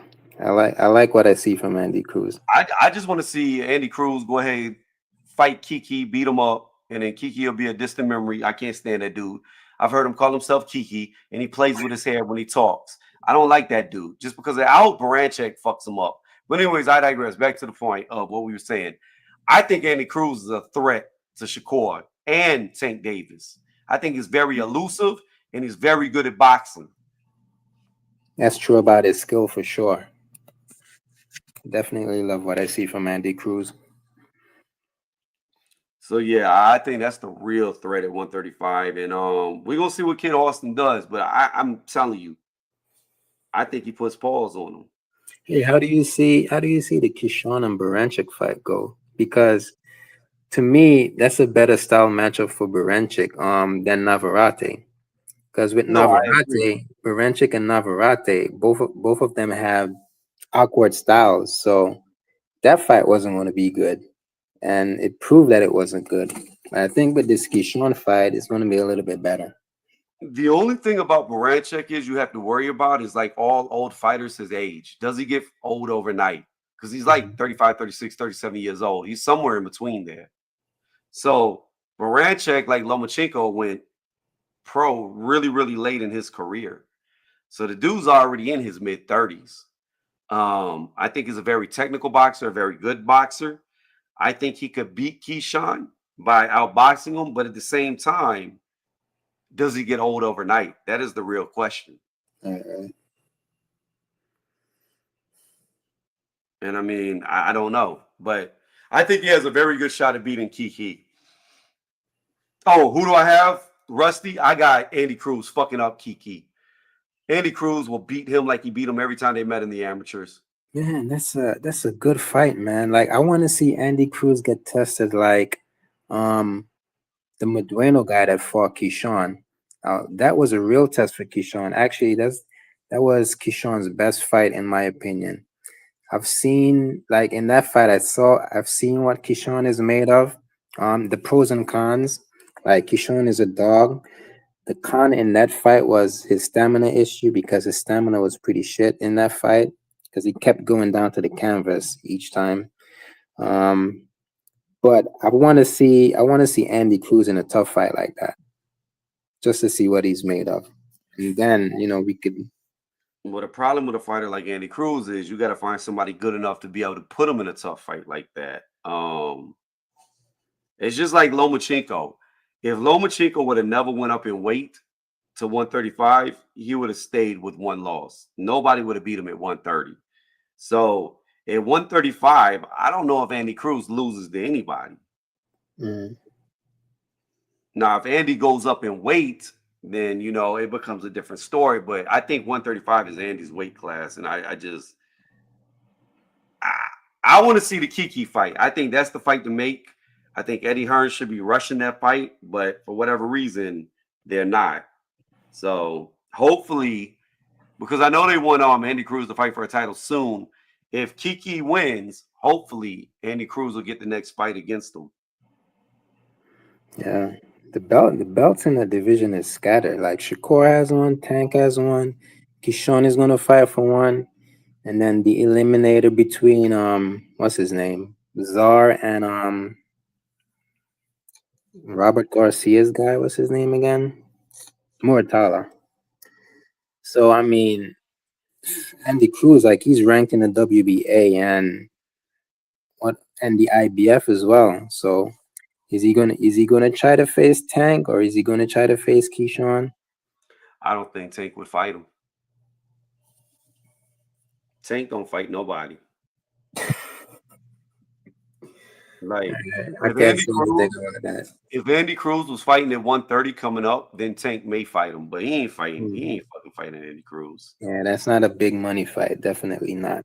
So He gonna retire. He'll retire before he'll fight somebody like Andy Cruz. mm, And that's the thing, man. I don't understand Tank fans. This dude for his entire career has fought nobody outside of Pedraza. That's the only time he's been in a 50-50 fight in his entire career. Everybody else he's supposed to be. The one fight that was supposed to be a real fight against Ryan Garcia, he had to drain the fuck out of him and not let him rehydrate. So I don't really get that much credit because, in my opinion, Devin Haney fought a much tougher fight, a much better Ryan than Tank did. Ryan was 100% busted weight by 3 pounds, and he had some extra stuff in his system, allegedly, to help him. Tank fought a dude who was drained on the scale. Oh man, like I like Tank. Tony, your last guest wouldn't have had approved of the Tank comments. I mean, it is what it is. Like, we could all have different opinions. I don't know Southpaw TV. That's my first time ever seeing him or talking to him. I must subscribe to his channel because he subscribed to mine. So I always show love back, and I implore y'all to sub to him as well. If he likes Tank, you're entitled to like who you like, but I don't like the way Tank moves. I mean, for me, right? Tank is my second favorite fighter, right? Shakur first, Tank second. But I mean, I would have to agree with you on a certain point, and I don't believe Tank is scared. I don't think Tank is scared of any of these guys. But obviously, it's the way that their team has been moving him. And pretty much LB just said it all. LB told us the way that they were moving Tank. He's only after money fights. He's gonna call out whoever he wants, right? Nobody could call Tank out. So it was that kind of situation. You had Tio and Devin and Ryan all in the same weight class, right? And Loma as well. You waited too long. Devin is out of the picture now. You waited too long. Tio is out of the picture right now. You have Loma. You waited too long just to fight Loma. The only person you really fought was Ryan, and Ryan complained about his weight not being on point. So man, it's like he actually has to fight a name, man. Like he hasn't fought a name, and even boxers are complaining about it. Do you realize that all his peers are complaining about it? All his peers all of his peers have done more than him. Tank is the baby belt king. He wasn't a 140-pound champion. How the fuck was he a champion at 140 pounds when Josh Taylor was undisputed? Right, he just got a regular belt. That's what I'm saying. Like, this dude, everybody has done more than him. Devin Haney has done more. Teofimo Lopez has done more. Shakur Stevenson has done more. Fuck it. George Kambosos has done more than Tank Davis. Lomachenko did more than Tank Davis. Like, all of his peers are outshining him. Fucking Keyshawn Davis could be a fucking champion here pretty soon. Everybody is outdoing him. Yeah, I mean, he's only boxing for the money pretty much. So that's why he's not worried about, legacy fights or anything. When they asked Shakur about his retirement, right? I mean, Shakur said, I forgot verbatim what he said, but he was saying that if he retires like that, it's going to be soft because he hasn't fought anybody, and that's true, man. Like he needed to fight one of those guys, Devin, Tio, and now that Shakur's in his weight class, I mean, he's gonna have to fight Shakur because that's his only legacy fight there. So if this fight doesn't get made, I don't know what Tank has in terms of legacy. He has retirement because that's what he's talking about. Because the walls are closing in. Like, he can't just keep fighting 130-pound fighters. Right. So I think he's just gonna retire. Like, the dude's already made a tremendous amount of money doing nothing. I mean, Shakur is the only option if he wants a legacy fight. Because I mean, you just said it. You said it. He doesn't care about legacy. You already said it. And that's a fight that I want to see so much. Tank and Shakur. But again, I don't care. Like, if Kid Austin beats Shakur Stevenson, I would like to see Tank fight Kid Austin. I want to see Tank fight somebody who's in his weight class, that he's not weight draining or making come up.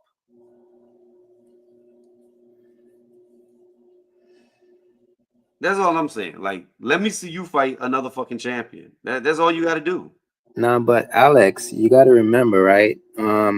Tio, like he's gonna fight who? Hitchens next. You know, after Hitchens, if he beats Hitchens, the dude is He gonna ain't go gonna up to fight. 147.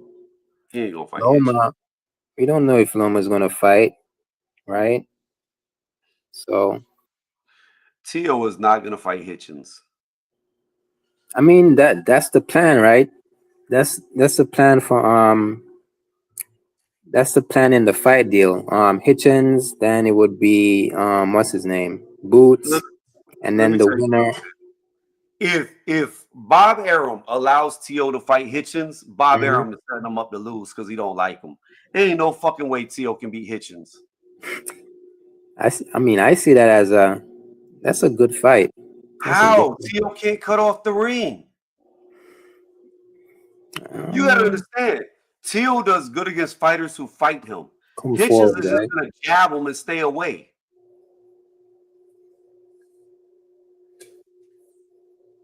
Tio is kind of bipolar, man. Like one time the dude is very good, then the next time he sucks.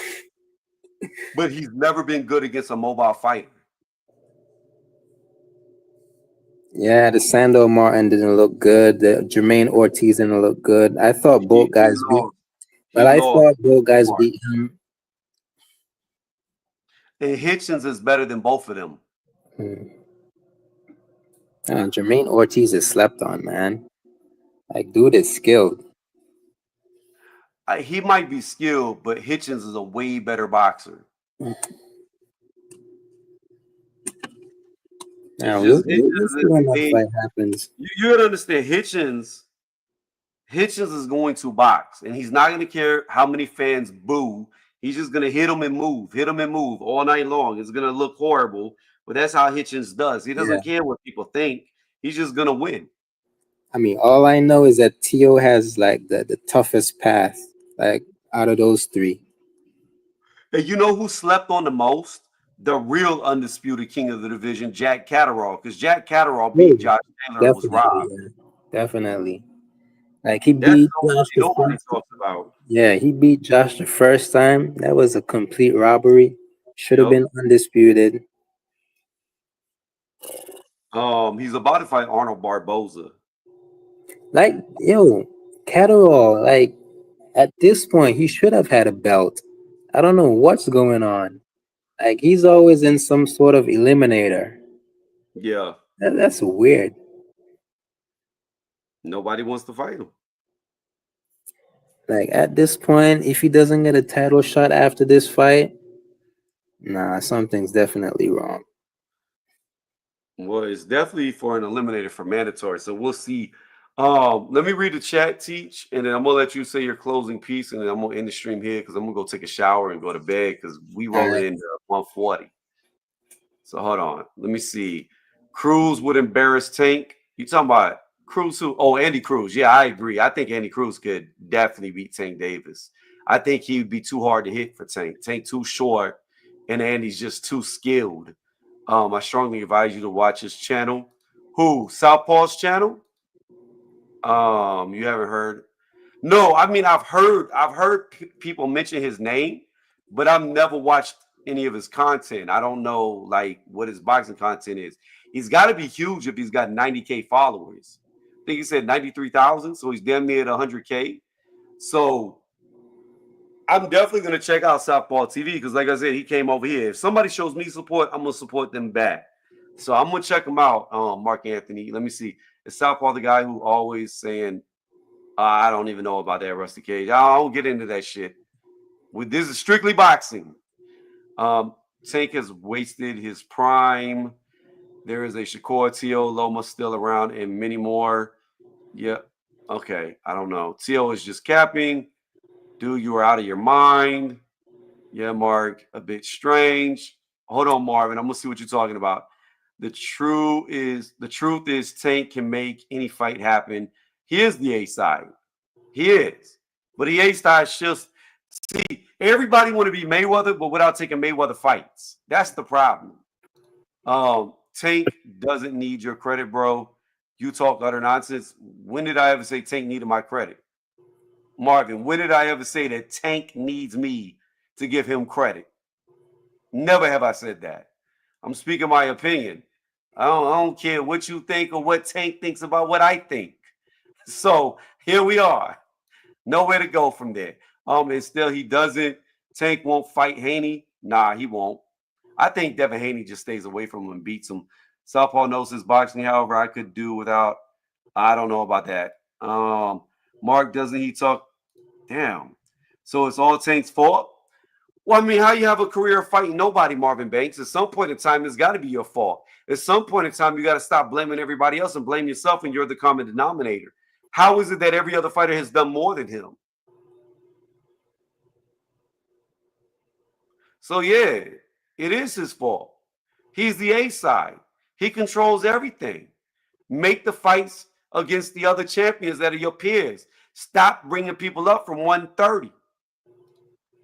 Let me see. I never heard him talk. Okay, I have been around the shows. They're just talking about Southpaw.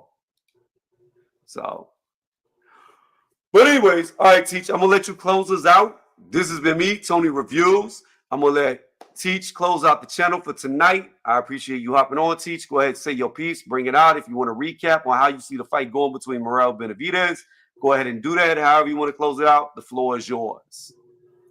Yeah, man, it was good to see you on. Good to hear your takes on the fight. I think everybody's gonna enjoy this card tomorrow. I mean, I feel like it's a top tier card that PBC has put on for the first quarter of the year. So I think everybody should go out, and if you're not going to the fight, at least purchase it, even though it's a bit expensive, but I think it's gonna be exciting in the end. Yeah, man. And to that, just enjoy your weekend of watching boxing.